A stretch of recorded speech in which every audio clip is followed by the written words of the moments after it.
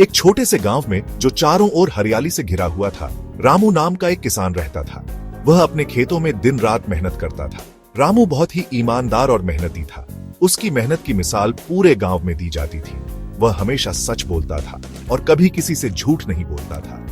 वह रोज सुबह जल्दी उठता था और सूरज उगने से पहले ही अपने काम में लग जाता था।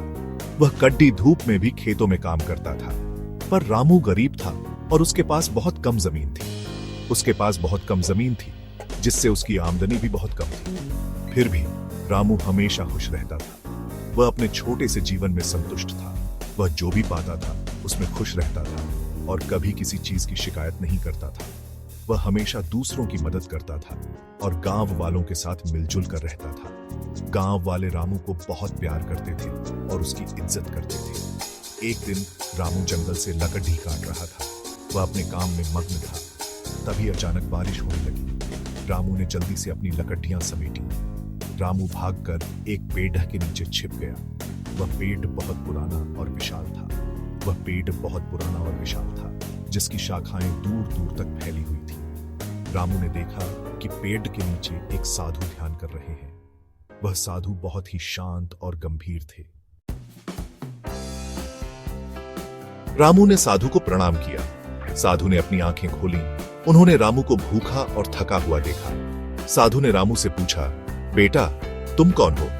यहां क्या कर रहे हो? रामू ने साधु को अपनी सारी कहानी बताई। साधु रामू की ईमानदारी और मेहनत से बहुत प्रभावित हुए। साधु ने रामू को एक छोटी सी चक्की दी। उन्होंने कहा, यह कोई साधारण चक्की नहीं है, यह जादुई है। यह तुम्हें जो चाहिए वह सब देगी, लेकिन इसका लालच मत करना। रामू ने साधु को धन्यवाद दिया और घर चला गया। रास्ते भर वह सोचता रहा कि साधु ने उसे कितनी अनमोल चीज दी है। उसने अपनी पत्नी को चक्की के बारे में बताया।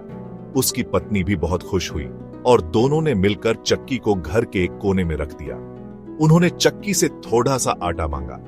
चक्की ने तुरंत आटा देना शुरू कर दिया। चक्की ने उन्हें आटा दिया। रामू और उसकी पत्नी ने देखा कि चक्की कितनी अद्भुत है। रामू और उसकी पत्नी बहुत खुश हुए। उन्होंने स्वादिष्ट रोटियां बनाई और पूरे परिवार ने मिलकर खाना खाया। धीरे धीरे पूरे गांव को चक्की के बारे में पता चल गया। सभी लोग रामू की किस्मत की तारीफ करने लगे। गांव का सबसे अमीर आदमी था सेठ। सेठ बहुत लालची था। उसे दूसरों की खुशियों से जलन होती थी। उसे हमेशा और पैसा चाहिए था। वह हमेशा सोचता रहता था कि कैसे और अमीर बना जाए। सेठ ने सोचा, अगर मेरे पास यह चक्की हो तो मैं और अमीर बन जाऊंगा। उसने चक्की को पाने की योजना बनानी शुरू कर दी। एक रात सेठ चुपके से रामू के घर में घुसा। वह बहुत चालाक और धूर्त था। उसने रामू की जादुई चक्की चुरा ली। वह अपने घर भागा जैसे कि उसने कोई बहुत बड़ा खजाना पा लिया हो। सेठ ने चक्की से बहुत सारा सोना मांगा। उसकी आंखों में लालच साफ झलक रहा था। चक्की ने सोना देना शुरू कर दिया। सेठ की खुशी का ठिकाना नहीं था, लेकिन सेठ का लालच बढ़ता गया। उसे और अधिक चाहिए था। उसने चक्की से और सोना और हीरे और भी कीमती चीजें मांगी। चक्की अनियंत्रित हो गई। वह बिना रुके सोना उगलती रही। सोना लगातार निकलता रहा और सेठ का घर सोने से भरता गया। देखते ही देखते सेठ का पूरा घर सोने से भर गया। सेठ डर गया। उसे अपनी गलती का एहसास हुआ। उसने सोचा कि लालच ने उसे बर्बाद कर दिया। वह चिल्लाया, मुझे माफ कर दो, मुझे और सोना नहीं चाहिए। लेकिन चक्की नहीं रुकी। मुझे और सोना नहीं चाहिए, लेकिन चक्की नहीं रुकी। सेठ की हालत खराब हो गई। अंत में सेठ खुद ही सोने के ढेर में दबकर मर गया। उसका लालच ही उसकी मौत का कारण बना। दूसरे दिन रामू को सेठ के घर का हाल पता चला। वह बहुत चिंतित हो गया। वह तुरंत सेठ के घर गया। उसने देखा कि सेठ का घर सोने से भरा हुआ है। उसने चक्की को रोक दिया और उसे वापस अपने घर ले आया। रामू ने चक्की का सही उपयोग करने का निश्चय किया। रामू ने चक्की का उपयोग सिर्फ अपनी जरूरत की चीजों के लिए किया। वह बहुत समझदार था। उसने अपनी चक्की से पूरे गांव की मदद की। गांव वाले उसकी बहुत इज्जत करते थे।